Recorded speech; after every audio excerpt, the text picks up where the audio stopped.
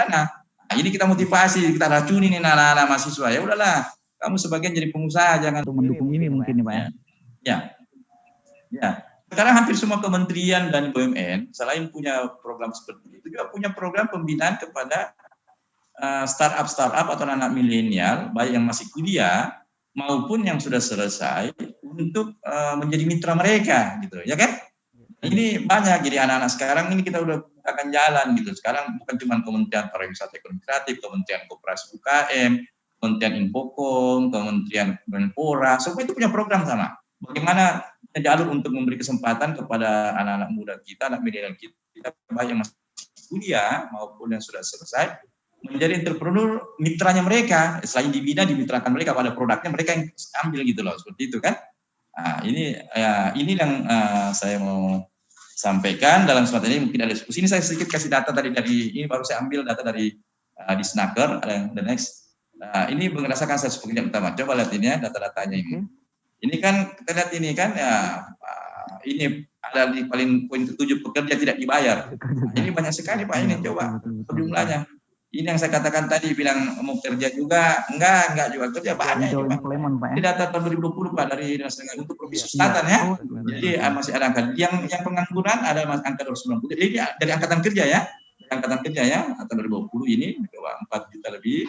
Yang bekerja cuma 4 juta, itu dari 4 juta yang bekerja ada yang tidak dibayar 648. Nah ini sukarela, istilahnya pekerja sukarela banyak juga kan? Iya sukarela. Nah, jadi maksud saya ini yang begini-begini yang kita masuk dari awal supaya mereka kita support supaya masuk di membuka lapangan pekerjaan atau menjadi seorang entrepreneur. Jadi mungkin ini sedikit menjadi pencari saya. Dan saya terima kasih atas waktu, nanti kita bisa discuss atau bisa ada pertanyaan. Yang jelas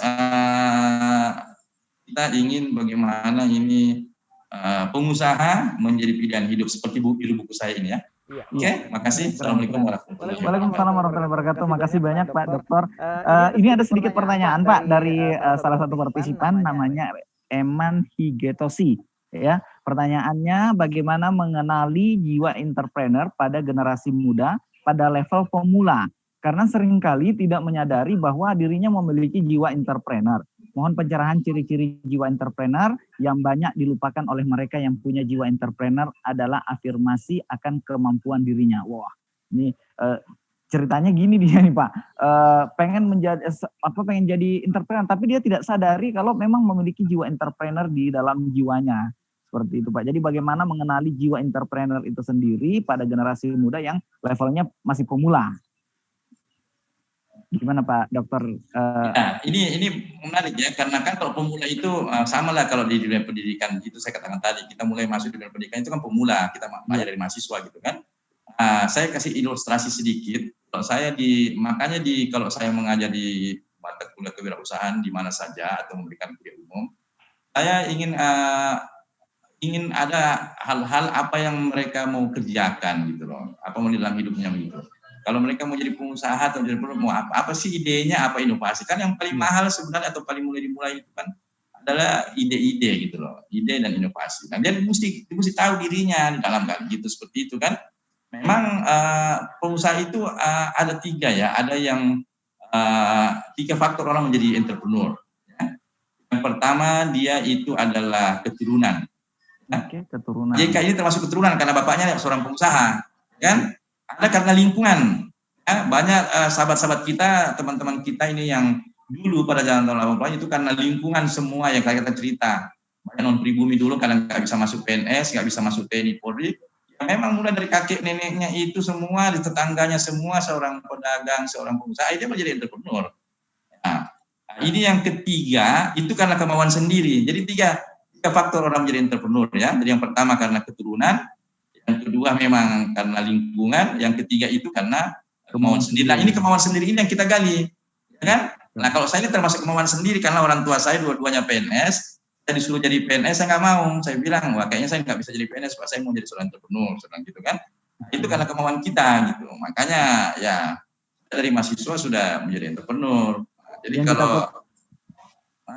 jadi saya dulu Pak Rektor, kalau orang banyak dikenal dulu guru besar dosen terbang, saya dulu dikenal dengan mahasiswa terbang Pak Rektor, jadi sudah mahasiswa sudah terbang kemana-mana. itu bedaannya Pak Rektor. Banyak orang jadi dosen terbang, kalau saya dulu alhamdulillah mahasiswa udah terbang kemana-mana Pak Rektor. Jadi karena jadi entrepreneur jadi mahasiswa gitu loh. Karena semenjak mahasiswa gitu. Bapak sudah jadi entrepreneur ya, luar biasa keren. Luar biasa Pak. Iya. Gitu. Mungkin inovasi itu dijaminkan dari kita di Indonesia jadi. Kendala lagi di kemampuan itu Pak, ada kemauan tapi kemampuannya nggak ada. Dari segi tadi itu modal, tapi luar biasa tadi ada yang poinnya dari penyampaian materi dari Pak Dr. Paris dan ini Pak Yusran Paris terkait mengenai networking ya. Jadi modal itu jangan Eman Higetoshi penanya ini jangan terikat pada memang ada kemauan ya, ada kemauan tapi kemampuannya lagi, alasannya kan ngelesnya ke situ lagi, ada kemauan Pak, saya keturunan oke lah, keturunan saya tidak ada pengusaha, lingkungan saya agraria pertanian, saya berada di kampung, semuanya pada bertani, kemauan yes ada tapi kemampuan tidak ada. Tapi tadi ada kata kunci yang diberikan adalah bangun networkingnya. Ketika ada network, ada link kita, saya yakin kita semua yakin bahwasanya dengan ada network tersebut kita mau tidak mau boleh jadi kita dapat supplier tanpa modal seperti itu Pak ya, atau mungkin gitu dulu Pak ya. Iya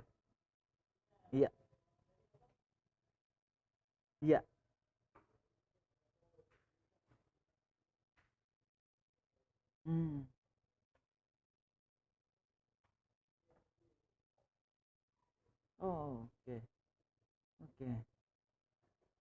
Iya, betul. Iya.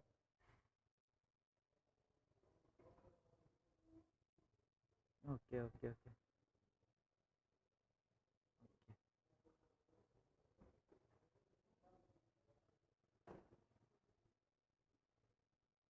Oke, betul.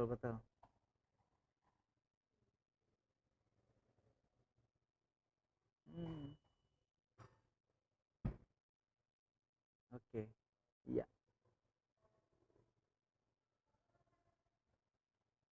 Oke.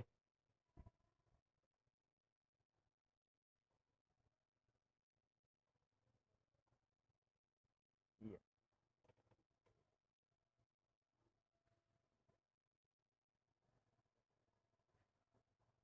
Iya. Iya, Pak. Betul. Luar biasa Pak Dr. Yusran Paris yang memberikan informasinya pada siang hari ini, luar biasa sekali kita sharing sessionnya pada siang hari ini. Baik, kami persilahkan kepada partisipan lainnya tentunya di Edutalks ini yang ingin bertanya silahkan bisa via chat, kemudian juga bisa raise hand langsung bertanya live di tempat di Zoom meeting ini. Silahkan kalau ada yang ingin bertanya boleh melalui room meeting dengan chat juga boleh, disampaikan apa yang ingin ditanyakan, boleh melalui langsung ke Pak Rektor ataupun ke Bapak Dr. Insinyur AM Yusran Paris MM MBA. Sekali lagi terima kasih Bapak Yusran Paris. Kita akan beralih ke panelis berikutnya. Seyogyanya pada siang hari ini tema berikutnya adalah peran milenial dalam ekosistem bisnis retail yang akan diberikan ataupun narasumbernya langsung oleh Bapak Lusito Hari Krisanto SMM selaku GM Government and Internal Relationship Transkala Makassar. Beliau ini memang adalah pelaku retail, tetapi mohon izin ya karena beliau tidak sempat ada satu hal sehingga dengan kesibukan kepadatan beliau juga hari ini beliau mohon maaf sebesar-besarnya kepada para audiens, pada partisipan pada siang hari ini beliau tidak dapat bergabung. Baik, kita beralih ke narasumber berikutnya yaitu Bapak Rudianto ST MCS MTA ACA selaku Direktur Politeknik NSC Surabaya. Assalamualaikum Pak Rudianto. Waalaikumsalam warahmatullahi wabarakatuh. Gimana Pak? Sehat Pak? Alhamdulillah sehat. Alhamdulillah. Sekarang Bapak di Surabaya Pak ya? Iya. Luar biasa Surabaya. Pak, hari ini kita akan bahas tetap pada temanya rahasia dan sukses, belajar dan sukses di Entrepreneur University. Tema yang diangkat untuk Pak Rudianto terkait mengenai Up Your Skill with Vocation Program. Nah, ini berarti terkait mengenai politeknik kan biasanya kita tahu berarti dia D3 atau diploma Pak ya. Nah, sekarang tadi sudah berbicara tentang university, perguruan tinggi, tentang sarjana ataupun mungkin di strata 1. Kalau di level vokasi atau di level diploma, kira-kira gambaran dunia entrepreneurship itu seperti apa Pak Rudianto? Baik, terima kasih waktu yang diberikan. Assalamualaikum warahmatullahi wabarakatuh. Waalaikumsalam warahmatullahi wabarakatuh. Kami hormati Pak Ridwan Arif, Pak Mul, Pak Paris, dan Pak Amin, serta peserta webinar kali ini. puji syukur dari Allah Subhanahu wa taala, kita masih diberikan kehidupan dan kesehatan sehingga kita masih bisa berdiskusi, berbagi pengalaman dari apa yang pernah kita alami. Dari penyampaian dari Pak Mul dan Pak Faris ya tadi. Nah, itu akhirnya saya terbesit pemikiran, kalau semua jadi pengusaha, terus yang jadi pekerja siapa? Itu pertanyaan. Nah, sedangkan selama ini kenyataan yang kita lihat di sekitar kita, ketika saya ketemu dengan HRD perusahaan, mereka bingung cari pegawai yang sesuai dengan kualifikasi. Sedangkan dari pegawai itu, calon pegawai itu bingung cari pekerjaan yang bisa membayar mereka. Dan bahkan dari teman-teman juga beberapa teman-teman pengusaha itu sering bergurau. Kalau pekerjaan banyak, cuman yang bayar itu siapa? Itu yang seringkali muncul seperti itu. Nah, di sini karena temanya tentang up your skill with program vocation, jadi bagaimana kita mengupdate program keahlian kita melalui program diploma atau program vokasi. Ini sebenarnya kami ingin berkolaborasi dengan perguruan tinggi yang mencetuskan kewirausahaan dari awal. Kenapa? Karena bagaimanapun juga ketika kita menjadi seorang pengusaha, kita pasti butuh pekerja yang profesional. Butuh pekerja yang mampu menjalankan tugas dan kewajibannya sesuai dengan bidangnya. Nah, itulah mengapa di bidang vokasi ini bergerak. Dan kalau di Politeknik NSC Surabaya sekarang, itu kalau yang kami sampaikan itu adalah siap jadi pekerja, siap juga jadi pengusaha. Kenapa demikian kan itu? Untuk menjadi pengusaha itu kan tidak serta-merta langsung jadi pengusaha. Semua pasti mengalami sebuah proses. Beda kalau tadi dari Pak Faris menyampaikan, itu ada 3 ya. Yang pertama itu keturunan. Nah, keturunan itu rata-rata mereka akan melanjutkan usahanya orang tuanya atau membangun usaha baru karena dari orang tuanya atau leluhurnya itu sudah punya modal. Baik dari sisi finansial maupun dari sisi networking-nya.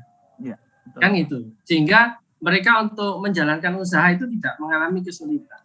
Yang kedua, bagaimana dengan yang lingkungan? Jadi kalau kita terbiasa berkumpul dengan orang-orang pengusaha, maka bisa saja terbesit, oh enak ya jadi pengusaha, uangnya banyak kan gitu ya. Padahal tidak selalu seperti itu. Mereka juga seringkali jatuh bangun membangun ini merasakan ruginya kan itu. Sampai kadang rumahnya terjual, mobilnya terjual, seperti itu. Pada bulan kesekian atau tahun kesekian. Nah, itu juga perlu dipahami juga. Karena seringkali ketika kita ditawari jadi pengusaha itu, yang dilihat itu adalah untungnya dulu, tapi tidak pernah kita melihat secara detail bagaimana tingkat resikonya dan keahlian seperti apa yang harus dimiliki. Nah, kalau yang ketiga itu kan dari sisi kita menggali kemauan kita. Nah, setidaknya ketika kita belajar untuk menjadi seorang ahli, misal kita mau jadi pengusaha roti, tidak ada salahnya kita memiliki keahlian bagaimana cara membuat roti. Kita tahu bahan-bahannya apa saja kan seperti itu. Nah, ini yang coba kita kembangkan di Politeknik NSC Surabaya. Makanya kita mencoba membangun itu adalah kuliah sambil kerja. Kuliah sambil kerja, ya. Kuliah Pak sambil Widianto, biasanya kan paradigmanya begini, saya tamat dari SMA itu mau langsung cepat kerja. Kalau saya ngambil strata S1, mungkin saya harus 4 tahun nih Pak. Waduh, daripada ngelama-lama 4 tahun, paling cepat 3,5 tahun. Dan rata-rata biasanya 3,5, 4 dan lebih. Saya ngambil di diploma 3 aja, umpamanya, atau program vokasi, untuk supaya cepat dapat kerja. Gimana cara Politeknik NSC ini untuk meyakinkan ataupun mindsetkan, mengajak para mahasiswanya, ayo bukan hanya niat Anda menjadi seorang employee ya, bukan hanya bekerja sebagai orang yang berpenghasilan tetap, fixed income, tetapi ayo menjadi seorang non fixed income. Itu bagaimana tips dan triknya untuk memberikan mereka masukan, insight untuk para mahasiswa itu, Pak? Ya, jadi untuk mengarahkan mahasiswa ke sana, memang gini, sedikit cerita, kalau di Politeknik NSC Surabaya itu rata-rata mahasiswanya itu kelas menengah ke bawah. Itu yang jadi tantangan kita. Nah, ketika kita datang kepada mereka, saya itu ingin kuliah tapi tidak punya biaya, kan itu tandanya besar. Sehingga kita menanamkan sama seperti untuk menjadi seorang pengusaha. Yang kita tanamkan adalah yakinlah bahasanya kalian itu mampu untuk menjalani hidup ini. Yang pertama itu Tuhan itu sudah mencatat semua gitu. Apa yang akan terjadi untuk diri kita. Jadi yakinlah bahasanya Tuhan itu selalu memberikan yang terbaik untuk kita. Apalagi kita meniatkan itu untuk sebuah kebaikan. Memang ada 3 itu yang disampaikan oleh guru saya kepada saya, dan ini saya coba sampaikan kepada mahasiswa NSC.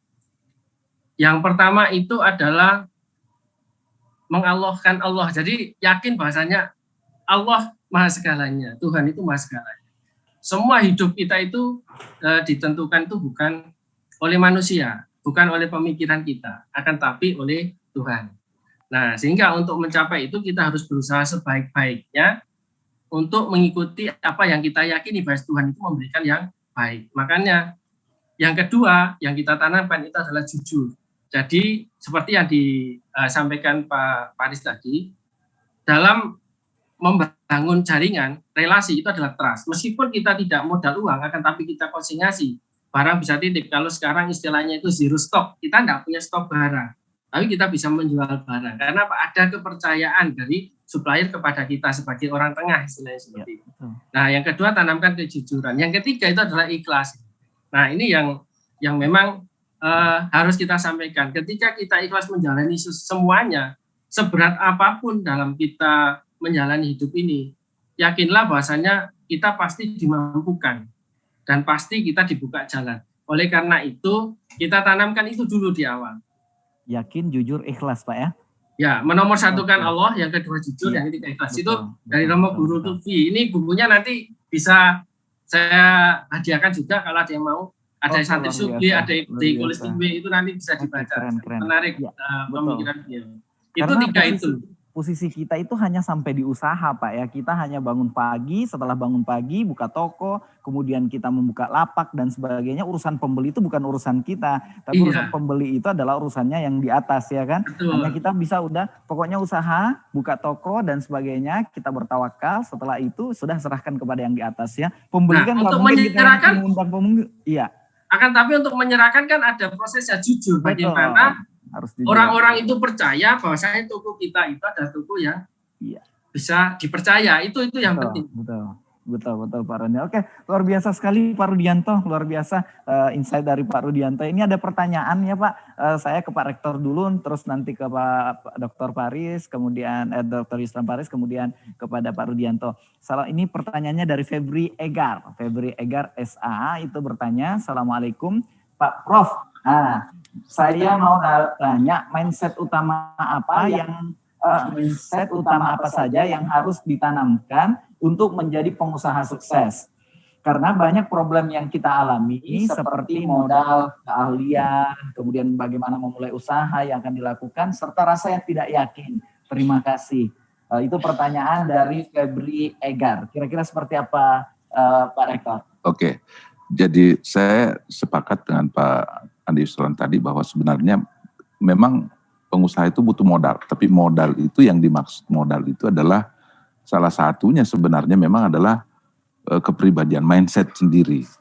Jadi yang paling penting bagi seorang yang mau terjun ke bisnis, ya harus berani mengambil risiko, harus berani mencoba, kemudian memang harus kreatif ya. Dan melihat sesuatu itu sebagai selalu melihat sesuatu itu sebagai sebuah peluang. Jadi ketika orang lain melihat sampah itu sesuatu yang menjijikkan, maka seorang entrepreneur harus melihat sampah itu sebagai sebuah peluang. Jadi itu yang saya kira harus hal-hal selalu melihat peluang Pak ya. Terima kasih Pak Rektor. Baik, saya ke Pak Dr. Yusran Paris, kira-kira bagaimana Pak? Dia mau bertanya nih, mindset utama apa yang harus ditanamkan untuk menjadi seorang pengusaha sukses? Silakan Pak Dr. Yusran Paris. Ya, yang pertama adalah kemauan ya. Iya. kemauan dan harus punya spirit pantang menyerah gitu ya. Karena nggak ada seorang yang berhasil itu hanya jatuh 1-2 kali gitu loh. Ibarat kita waktu kecil naik sepeda, kita nggak mungkin langsung pintar kan? Kita dayung 1 kali jatuh, 2 kali jatuh, 3 kali jatuh. Cuman masalahnya masih banyak anak-anak muda kita hanya melihat endingnya, artinya orang berhasil, bagaimana berhasilnya Pak Yusuf Kalla, berhasilnya Pak Sandiaga Uno, dia nggak tahu prosesnya. Tapi kalau kita udah dengar ceritanya, Sandiaga Uno itu kan dipecat dari perusahaan, berhenti karena pulangnya ini, karena apa, ini menjadi seorang entrepreneur. Artinya banyak tahapan-tahapan. Tapi yang penting kita lihat bahwa mereka punya spirit yang semua fighternya itu semua luar biasa. Berarti jangan pantang menyerah Pak ya. Jangan selain punya mindset tadi katakan punya kemauan, ya memang harus punya spirit fighter. Apalagi di zaman kondisi-kondisi yang seperti ini di sinilah teruji yang mana pengusaha betul yang punya spirit gitu seperti itu gitu ya. Betul. Tahun 98 waktu saya ketua real estate, di situ dulu kita lihat dari 250 anggota saya itu sisa 40-50 anggota yang bisa survive. Tapi dari situ kita bisa mengambil hikmah yang mana memang pengusaha yang sesungguhnya, mana pengusaha yang saya katakan tadi hanya ikut-ikutan. Nah, kenapa saya pengusaha ikutan? Ya dulu karena begitu, banyak orang menjadi developer, ikut jadi developer, tiba-tiba hanya satu proyek berhenti, gitu kan? Gagal lagi, kena krisis moneter, berhenti, sampai sudah selesai. Padahal kita ini kan diciptakan ya harus jatuh bangun gitu loh kan.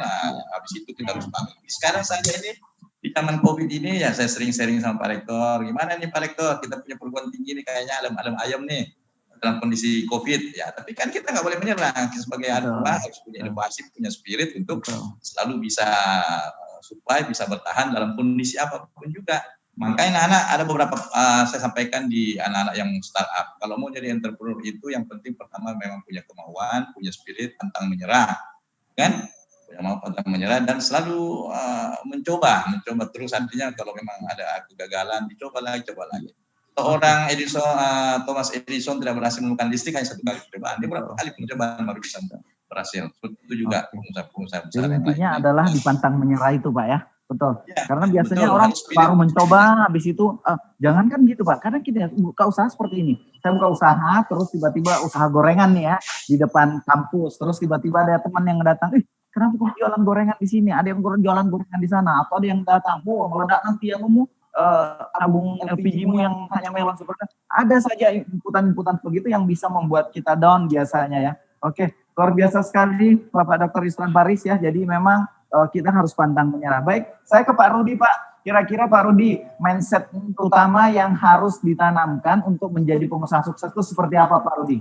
Ya kalau saya itu berprinsip bahasanya untuk menjadi sukses itu butuh proses. Iya. Bukan banyak protes.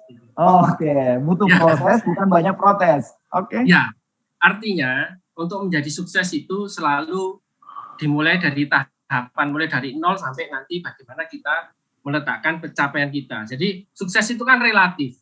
Artinya kan berhasil lah. Berhasil sampai di mana itu yang harus kita tentukan. Artinya kita sudah punya target dalam hidup ini untuk mencapai kesuksesan tersebut. Nah, oleh karena itu untuk menuju ke sana, selain ada kemauan, itu juga didukung adanya kemampuan. Nah, kemampuan itu kan utama itu dalam diri kita. Misalkan kita ingin menjadi pengusaha yang terkait dengan ekspor impor. Tidak ada salahnya kita belajar untuk bagaimana administrasi pengurusan ekspor impor itu seperti apa. Nah, itu kan belajar di diploma. Itu bisa belajar singkat seperti itu. Atau kita ingin jadi pengusaha kafe misalkan gitu, seperti yang dilakukan oleh anak-anak perhotelan di Politeknik NC sekarang. Ya mereka belajar bagaimana cara memasak, bagaimana cara melayani customer dan sebagainya. Dan ketika selama kuliah mereka itu banyak berlatih, banyak bekerja.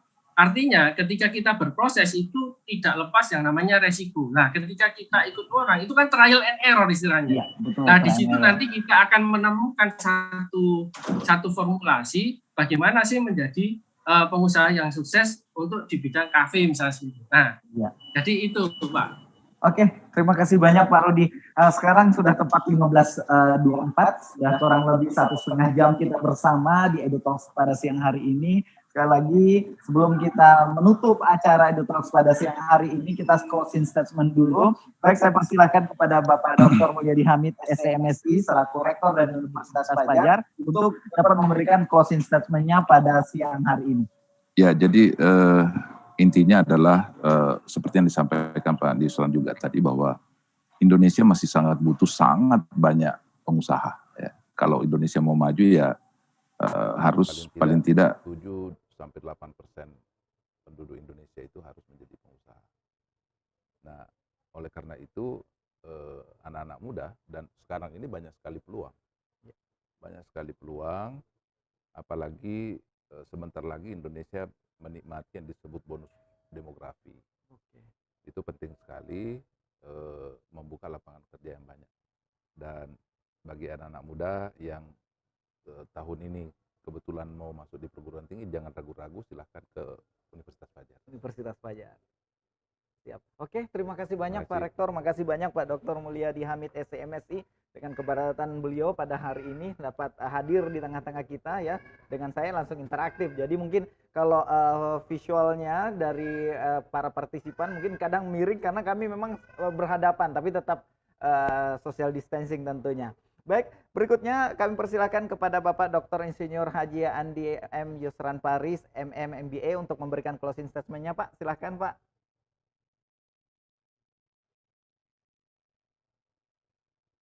Pesan saya di closing statement saya, bahwa menjadi seorang entrepreneur itu sudah menjadi pilihan hidup lah. Jangan ragu-ragu lagi kalau menjadi entrepreneur. Karena saya katakan dulu orang masih malu-malu, sekarang orang ada 3 pilihan, tetap menjadi PNS, menjadi TNI Polri, menjadi birokrasi, harus juga ada pilihan menjadi pengusaha.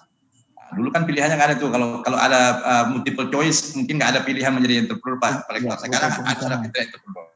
Sehingga kita support anak-anak itu ya, kalau nggak menjadi dikatakan tadi dari Surabaya Politeknik, ya memang kalau nggak jadi profesional lu jadi entrepreneur gitu kan. Nah, jadi ada pilihan gitu. Nah, ya, cuman saya kerjanya sekarang ngompor-ngomporin memang Pak Rektor supaya angka yang 0,7% jumlah penduduk kita, apalagi demografi ini, apalagi tingkat sekarang sistem pendidikan kita yang sudah bisa blended system, kita sudah bisa masukkan program-program entrepreneur dari mana saja. Jadi kita support anak-anak muda kita menjadi entrepreneur pula. Jadi yakinlah menjadi pengusaha itu juga pilihan hidup. Kalau dikatakan susah, tidak. Artinya Anda tidak memulai saja. Saya rasa itu pesan saya. Ya, tentu kan Pak Rektor juga mempromosi, silakan kami STM Makassar Maju juga sebagai pelopor pendidikan ekonomi kreatif.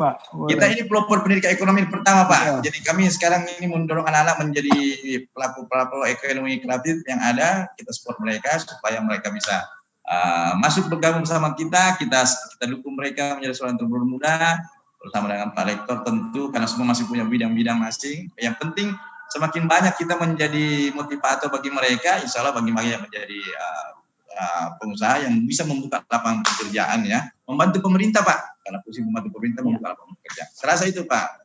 Baik. Terima kasih banyak Pak Dr. Andi Yusran Paris. Kami persilakan kepada Bapak Yanto Tejas untuk closing statement-nya, silakan Pak. Ya, terima kasih. Kalau saya hanya ingin mengingatkan aja pastinya serahkan urusan itu pada ahlinya kan. Kalau tidak diserahkan pada ahlinya maka tunggulah kehancuran. Nah, di sini untuk bisa menjadi pengusaha yang sukses, jangan lupa pelajari juga hal-hal teknisnya, banyaknya praktek dari sekarang. Sehingga ketika nanti kita benar-benar siap lulus kuliah, kita siap jadi pengusaha, kita sudah tahu berbagai resiko yang pernah kita alami ketika kita berpraktek. Nah, disitulah kita harus mengupdate keahlian kita itu di bidang vokasi supaya kita istilahnya nanti kalau kita jadi pengusaha, kita punya pegawai, kita tidak dibodohi oleh pegawai kita karena mereka lebih paham bidangnya, tapi kita tidak mengetahui sama sekali. Nah, terima kasih.